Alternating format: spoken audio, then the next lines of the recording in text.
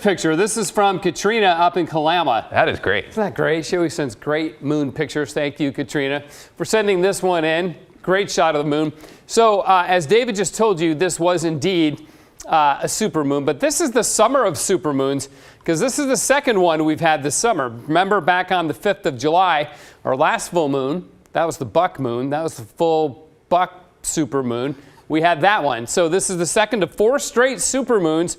The third one is at the end of this month. That's the super blue barley moon that we were telling you about. And then on September 29th, we have the harvest moon. That's also a supermoon. 4 straight supermoons in a row, which is rare. And as David mentioned, a supermoon happens when you get a full moon coinciding with the moon being in its closest point in its orbit around Earth. And it can be as much as 30% brighter and 14% bigger when it's down around the horizon too. So there you go. More supermoon factoids than you ever wanted to know. Hey, check out this sky show, this time lapse from our Wells Fargo sky camera. You'll see the moon come up right about here. Give it a minute. It was 120 degrees. There it is right there out of the southeast here. And I paused it right as it began to come up, so we'll continue it. And then you'll see we zoom the camera in. You get a better look at it as well as the moon rises. Always fun to see the moon in time lapse, right? Outside right now, there it is again live. Looking at the same shot, roughly 74 degrees. It is a warm night out there after a warm day. Made 89 in Portland, 90 in Troutdale, even up in Kelso 87. McMinnville was 89. Hood River a touch cooler,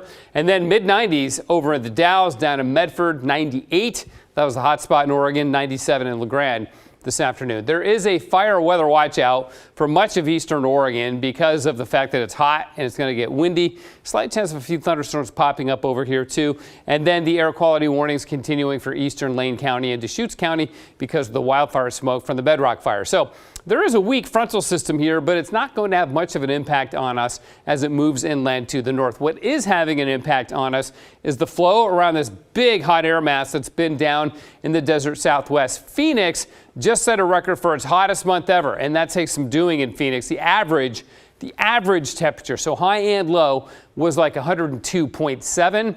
They ran about 20 straight days in a row where they never dropped out of the 90s. So super hot. We won't be seeing that, but that hot air is edging our way, so we'll tap into some of it as we go into the end of the week. But then, after the hot day being Sunday, the hot air recedes back to the south and east. We get some cooler winds coming in from the north, and we may get some high temperatures next week that are only in the 70s. Phoenix 109 today, second day in a row. They did not hit 110.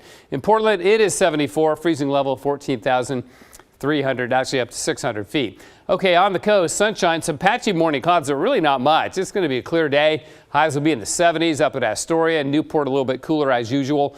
In the valley, sunny and warm and hazy down south. We'll get a little bit of wildfire smoke drifting down the river valleys towards Eugene. Eventually, I think some of that high-level smoke will work its way up here to Portland late in the week.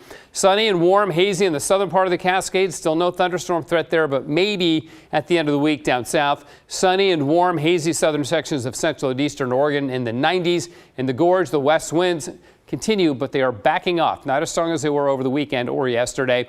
And sunny again in Portland tomorrow, the high of 87. We go 88 Thursday, 87 Friday, and then 90s Saturday, Sunday, and Monday, with Sunday being the hottest day and cooling off after that. So if we're going to get some 90s, at least it's only for a few days. Might as well get it on the weekend too. That's right. Thanks so much, Matt.